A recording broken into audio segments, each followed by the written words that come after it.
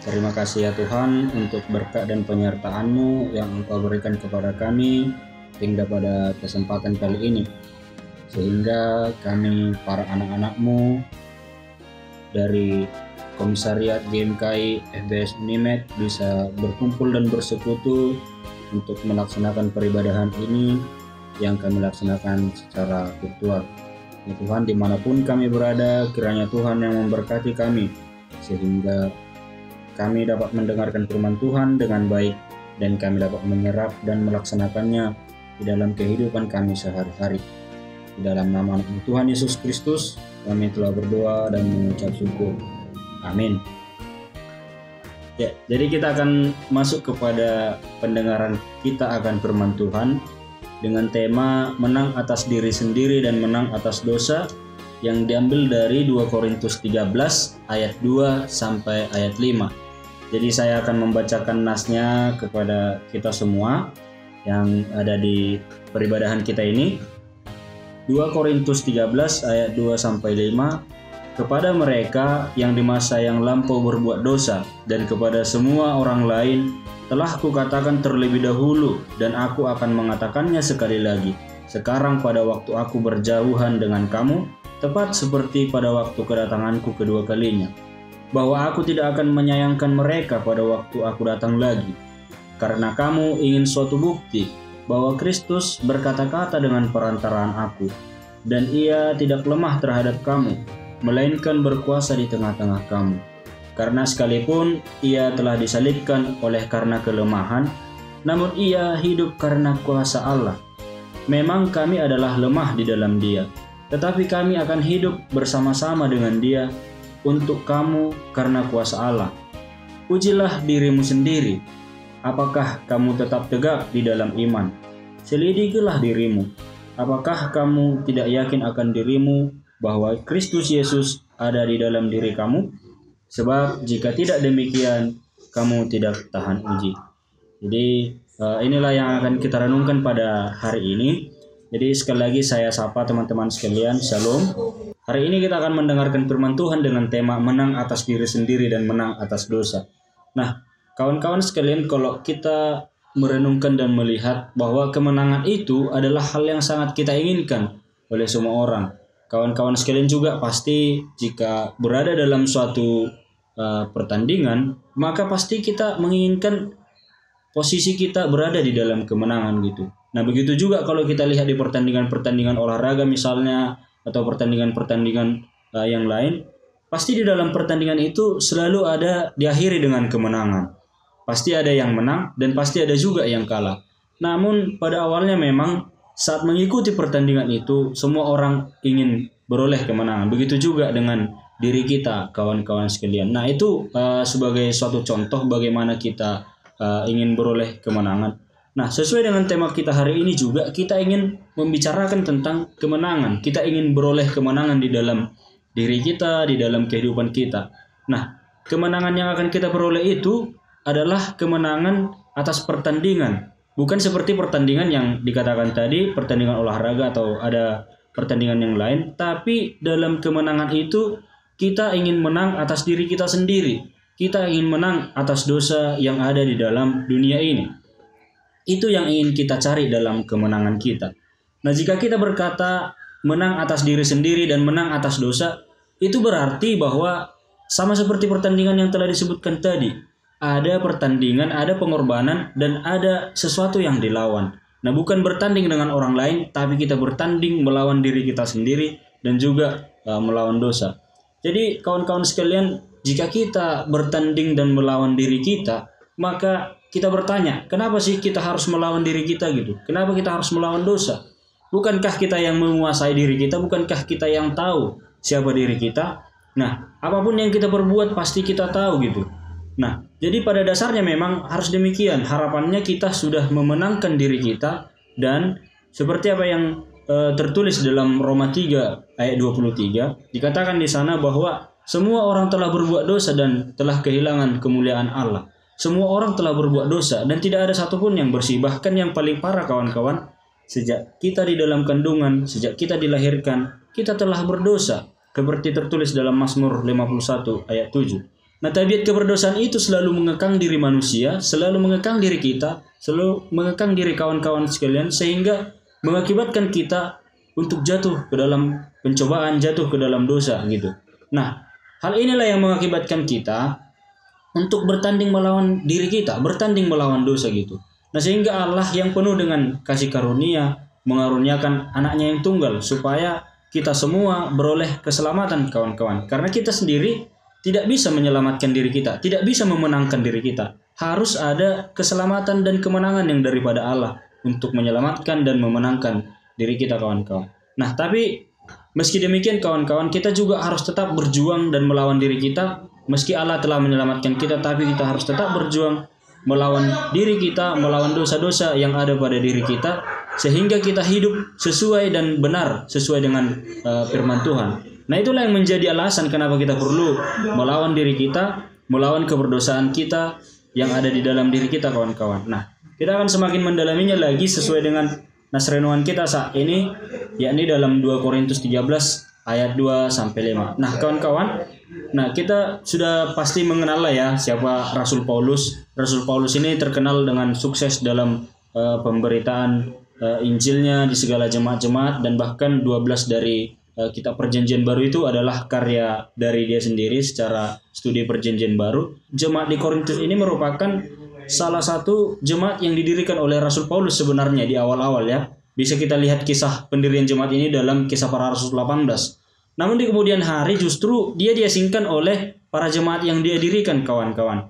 Ia diasingkan dan tidak dianggap oleh jemaat Korintus yang awalnya dia dirikan. Nanti kita akan melihat alasannya kawan-kawan. Paulus sendiri pergi ke sana dan tinggal bersama-sama dengan sebuah keluarga Yahudi, yaitu keluarga dari Aquila dan Priska, jemaat yang pertama yang ada di Korintus. Lalu ia berkhotbah ke sinagoge, memberitakan tentang kesaksian-kesaksian tentang kemesiasan atau penyelamatan yang dilakukan oleh Yesus.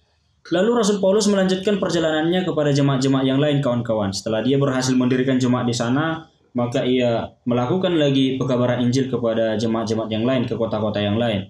Namun di kemudian hari, Paulus mendapati laporan bahwa dalam jemaat Korintus sedang mendapat banyak permasalahan. Nah, di dalam 1 Korintus 1 ayat 11 dikatakan, sebab saudara-saudaraku, aku telah diberitahukan oleh orang-orang dari keluarga Chloe tentang kamu, bahwa ada perselisihan di antara kamu. Jadi masalah yang ada di dalam jemaat itu adalah perselisihan di antara jemaat-jemaat itu. Sehingga Rasul Paulus mengirimkan 1 Korintus. Itu dulu yang pertama. Rasul Paulus mengirimkan 1 Korintus gitu, suratnya gitu kan. Namun pada kenyataannya banyak yang menolak dan tidak menerima ajaran daripada Rasul Paulus ini. Bahkan memberontak terhadap ajaran Rasul Paulus dan melawan otoritas Paulus kawan-kawan. Lalu Paulus menindaklanjutinya dengan mengunjungi jemaat di Korintus untuk kunjungannya yang kedua. Di dalam 2 Korintus 2:1 disebutkan juga di sana kawan-kawan, dan itu disebutkan di dalam perikop renungan kita pada hari ini dalam 2 Korintus 13 ayat 2-3. Lalu Paulus mengirimkan lagi surat yang kedua, yaitu surat 2 Korintus ini kawan-kawan. Nah, setelah kita lihat ada langkah yang pertama tadi, dia mendirikan jemaat, kemudian dia mendapati ada permasalahan di sana, lalu dia mengirimkan surat 1 Korintus, dan ketika itu tidak dihargai, dia datang ke jemaat di sana, kemudian dia mengirimkan lagi surat 2 Korintus. Itu menandakan bahwa ada langkah-langkah yang dilakukan oleh Rasul Paulus, dan beberapa dari mereka justru mulai menyadari kesombongan mereka, dan mereka pun meminta maaf kepada Paulus, dan mereka ingin berdamai dengan Paulus kawan-kawan. Jadi Paulus meneruskan surat 2 Korintus ini untuk menunjukkan kasih dan komitmennya terhadap pemberitaan akan firman Tuhan kepada jemaat di Korintus. Meskipun para jemaat-jemaat di Korintus menolak dia, menolak pelayanannya, tapi ia tetap menunjukkan kasih dan komitmennya kepada jemaat di Korintus. Nah, kembali timbul pertanyaan kawan-kawan seperti yang di pendahuluan tadi, mengapa mereka menolak Paulus gitu? Kalau kita melihat kawan-kawan, jemaat Korintus itu menolak dan mengabaikan seorang pemimpin jemaat seperti Paulus adalah karena mereka melihat bahwa Paulus ini miskin gitu. Mereka melihat seorang figur Paulus ini, dia adalah seorang miskin gitu kan. Dia hanya memperoleh penghasilan yang sangat kecil, dan itu pun dari hasil-hasil kerja kasar. Bahkan dalam kisah di Perjanjian Baru, mungkin kawan-kawan pernah mendengar bahwa ia bekerja menjadi seorang penjahit tenda gitu. Jadi tidak ada sesuatu yang istimewa dari Paulus ini gitu, dari pembawaannya gitu kan. Nah, dia juga mengalami penganiayaan dan penderitaan yang tanpa henti. Dia sama sekali tidak memiliki rumah, dan di atas semuanya itu kawan-kawan, dia tidak pandai berbicara di hadapan umum. Sehingga ketika jemaat Korintus ini diperkenalkan dan diperhadapkan dengan pemimpin Kristen yang lain yang lebih mengagumkan, lebih kaya, lebih pintar berbicara di hadapan umum, dan secara pembawaan lebih mapan gitu kawan-kawan. Jadi mereka kurang menganggap kehadiran Paulus sebagai pemimpin jemaat di antara mereka. Jadi sebenarnya juga para jemaat itu malu gitu. Masa pemimpin kami gini sih gitu kan. Karena pada dasarnya memang jemaat di Korintus ini adalah sebuah kota perdagangan sebenarnya. Pastilah mereka ingin melihat bahwa pemimpinnya itu seorang sosok yang bermartabat, seorang sosok yang berharga dari secara pembawaan dan juga secara pembicaraan. Itu wajar sebenarnya. Dan mereka tidak melihat motivasi yang sangat besar dari Paulus kawan-kawan. Namun Paulus menunjukkan bahwa penyanjungan mereka akan kekayaan dan kefasihan dari para pemimpin-pemimpin Kristen yang sudah disebutkan tadi adalah sebuah pengkhianatan terhadap Yesus kawan-kawan. Nah, pandangan ini ditunjukkannya melihat kepada nilai-nilai kekristenan yang ditunjukkan oleh Yesus Kristus kawan-kawan. Nah, justru Paulus ingin menunjukkan bahwa kepemimpinan Kristen yang sejati itu bukanlah menyangkut status dan promosi diri, bukan menyangkut ketika ia menjadi pemimpin di dalam jemaat Korintus maka ia harus mempunyai status yang sangat baik dan seorang pribadi yang sangat dihargai gitu kawan-kawan. Tapi Paulus menggambarkan dirinya beserta dengan rasul-rasul lainnya adalah sebagai budak tawanan atau hamba pekerja daripada Yesus Kristus yang tujuannya adalah untuk menuntun para jemaat-jemaat ke dalam sebuah prosesi kemenangan akan salib Yesus gitu kawan-kawan.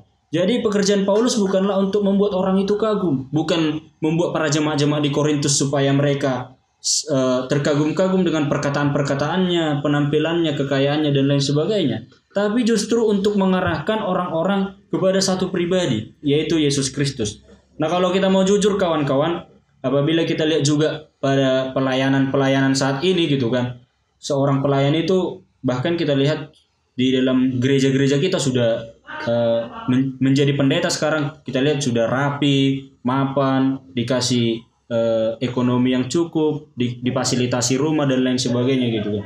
Nah, kalau kita mau jujur kawan-kawan sekalian, siapa sih yang tidak mau berada di dalam kemuliaan Tuhan gitu? Siapa sih di antara kita yang tidak mau menikmati kemuliaan yang atas nama ketika kita memberitakan firman Tuhan kita mendapatkan kemewahan, fasilitas dan lain sebagainya. Tapi justru Paulus menunjukkan sebuah paradoks salib yang memutarbalikkan pandangan jemaat Korintus dan jemaat kita juga di dalam keadaan kita kali ini, bahwa kita harus memandang kemuliaan dan kesuksesan itu seperti yang dilakukan oleh Yesus kawan-kawan. Kita melihat bahwasanya Yesus itu sebagai seorang raja yang sangat, bahkan dikatakan sebagai putra tunggal daripada Allah, justru ia datang melalui penderitaan penyaliban dan kematiannya di kayu salib. Seperti yang kita baru peringati kawan-kawan melalui Jumat Agung dan juga Paskah. Yesus justru menyatakan keselamatan dari Allah itu melalui kematiannya di kayu salib gitu. Nah, dia justru mati bagi dosa-dosa dunia untuk memperdamaikan manusia dengan Allah. Namun tidak hanya sampai di situ kawan-kawan, pengorbanan Yesus itu menunjukkan bahwa begitulah karakter daripada Allah gitu.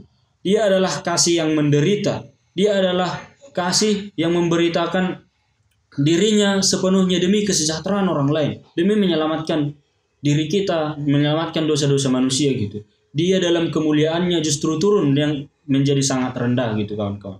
Jadi salib mengungkapkan cara hidup salib yang baru. Paulus mengungkapkan cara hidup salib yang baru, dan tujuan Paulus adalah hidup dalam pelayanannya meniru salib Yesus gitu. Nah, sehingga meskipun karir kerasulan daripada Paulus telah ditandai dengan kerendahan hati, menderita kemiskinan, semuanya itu hanyalah untuk melayani jemaat di Korintus, kawan-kawan sekalian.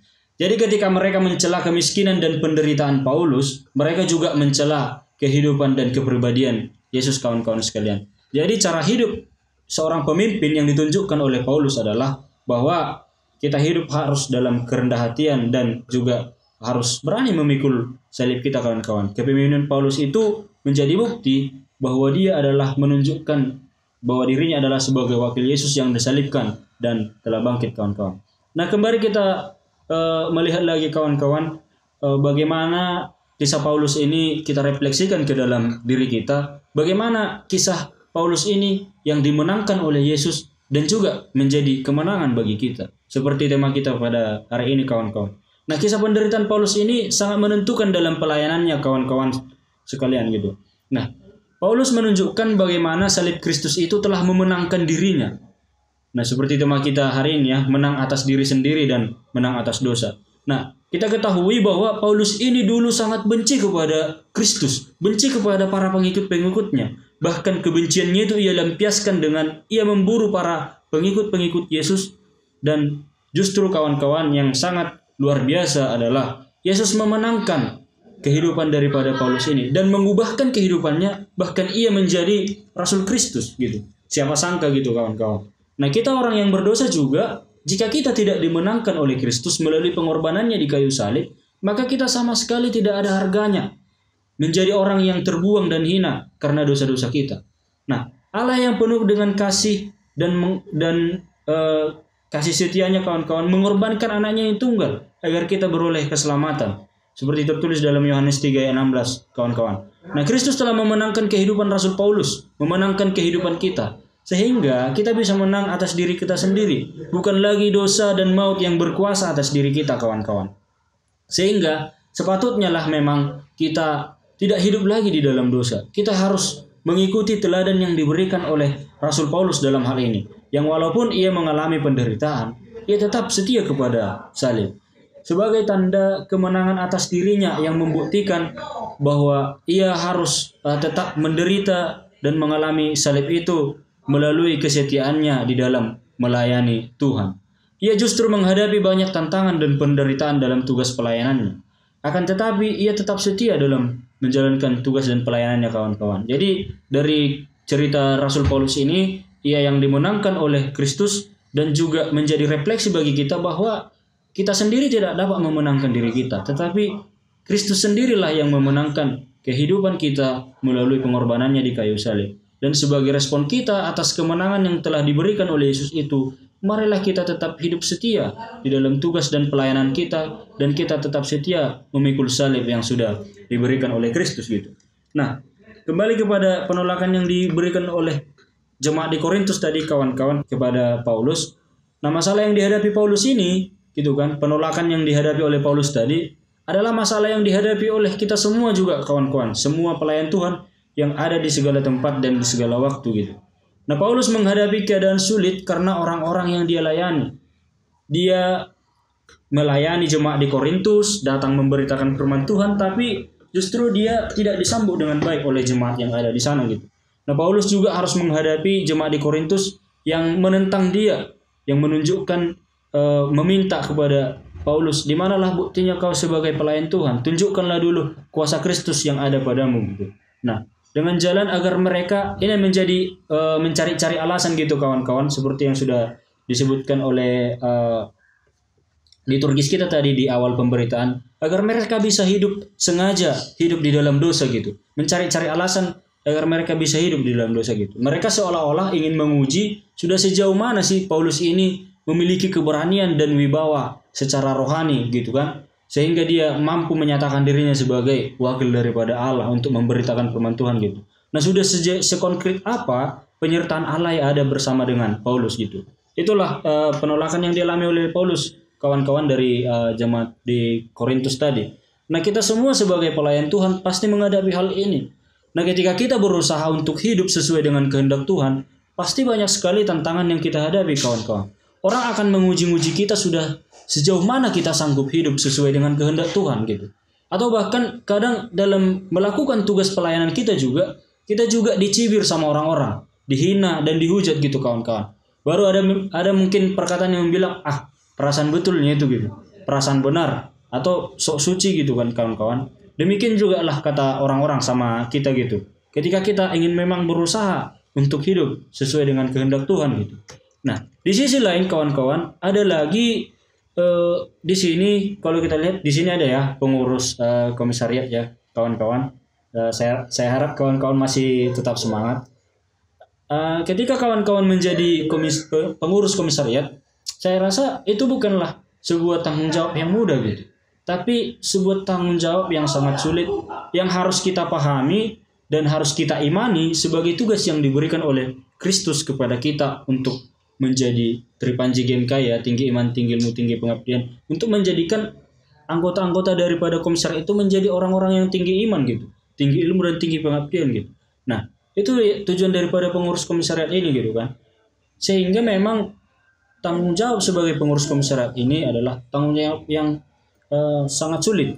Ada mungkin kawan-kawan, saya yakin juga pengurus komisariat yang ada pada kesempatan kali ini sudah menjalankan tugas dan tanggung jawabnya dengan setia dan berusaha sebaik mungkin untuk menjalankan tugas dan tanggung jawabnya.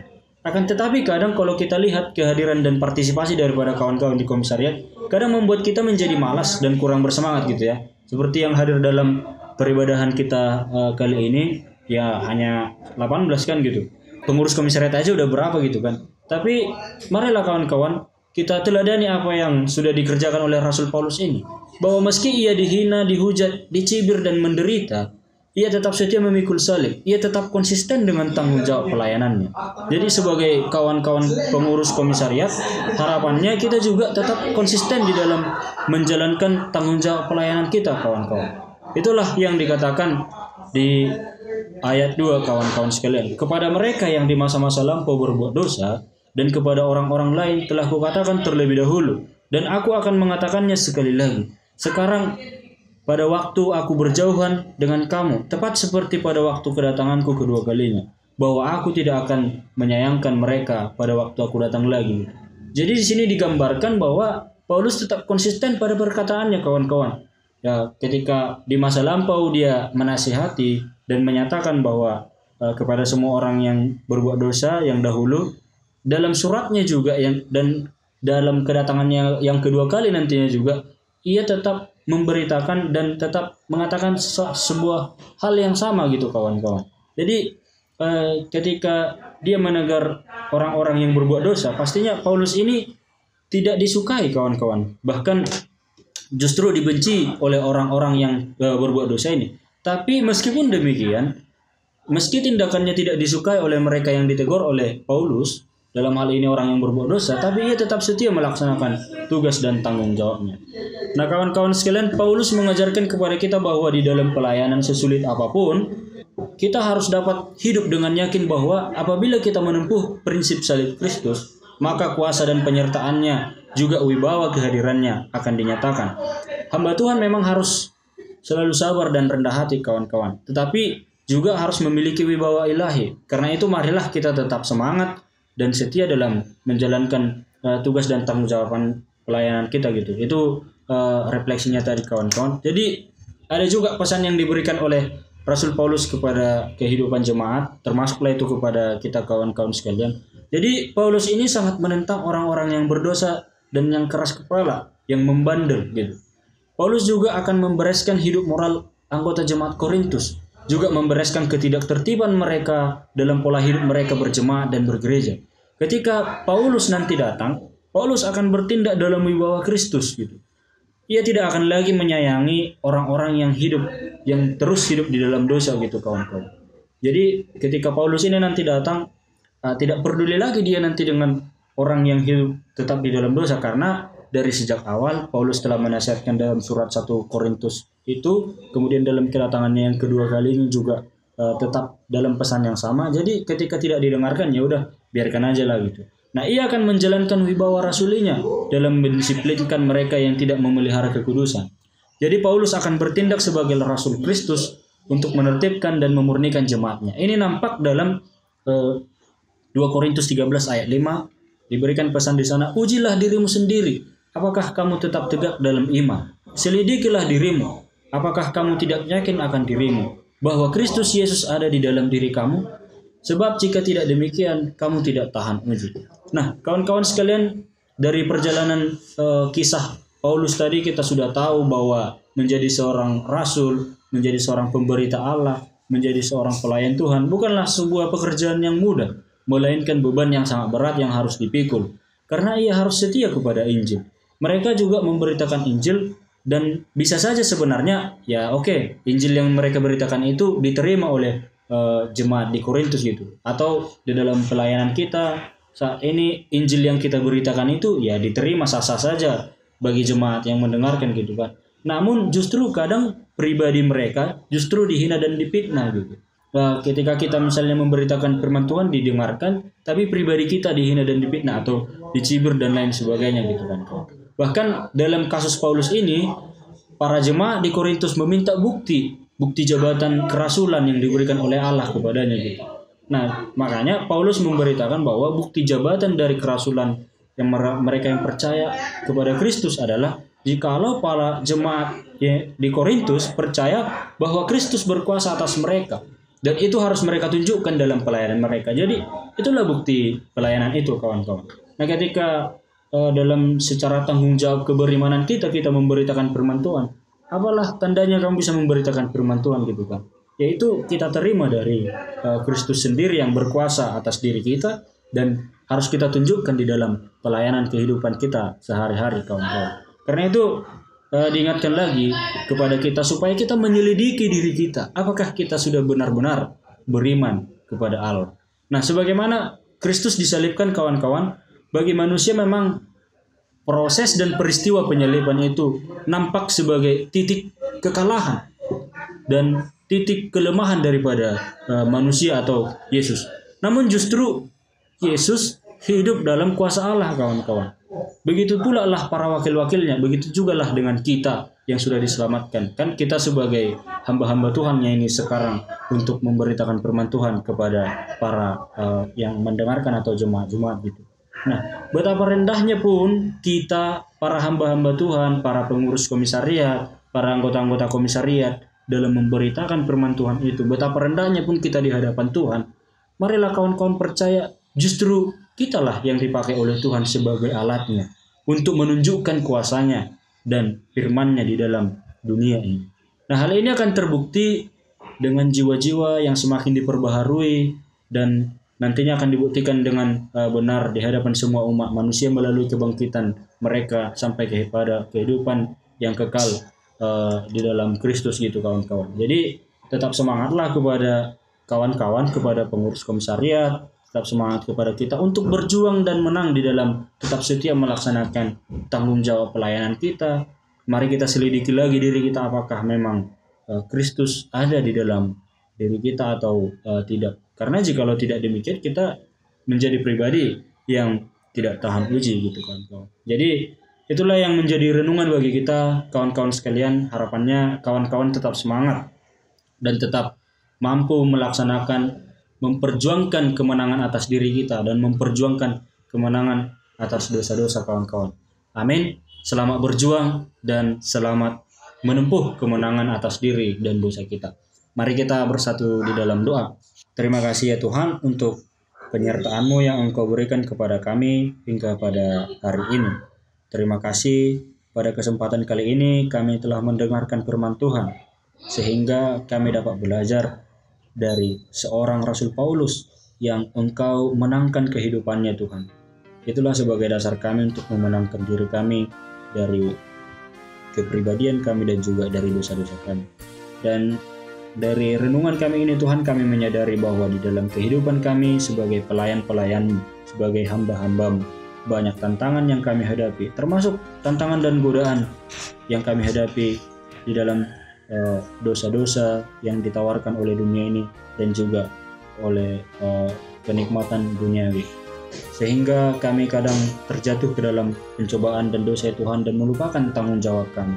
Karena itu kami memohon kepada-Mu, berikanlah kepada kami kekuatan untuk tetap setia di dalam memikul salib kami, menjalankan tanggung jawab dan tugas pelayanan kami, sehingga kami dapat memenangkan jiwa-jiwa dan dapat memenangkan orang-orang lain dari kehidupan mereka, kepribadian mereka, dan juga dari keberdosaan mereka. Inilah yang menjadi harapan kami ya Tuhan, sehingga kami boleh Kau pakai sebagai alat-alat-Mu. Di dalam nama anak-Mu Tuhan Yesus Kristus kami telah berdoa dan mengucap syukur kepada-Mu. Amin.